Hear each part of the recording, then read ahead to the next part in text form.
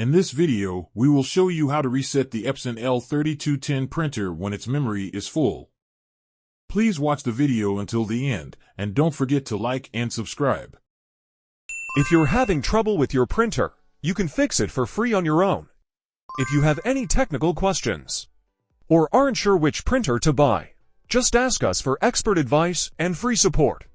After turning on the printer, we will open a memory reset program and proceed according to this video. Please note that the download link for the reset program has been added to the description. You can download it from the Telegram channel of Device Doctor. After running the program, you need to press the select key to choose your printer.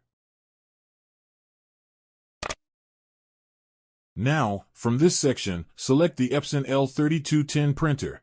And of course, as you can see, this program works for the printers listed in the program. Now, select the port for the Epson 3210 printer from the port section.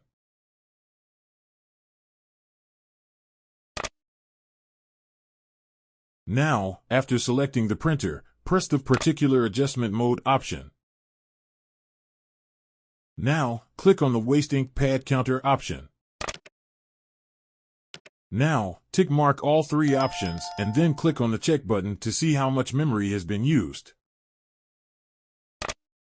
It appears that the device's memory is 100% full and it requires a reset.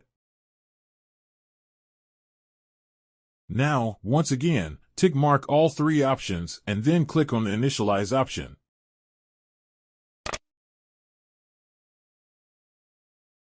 Great! Now, click on the OK button, the printer will reset, and you will need to turn it off and then back on again.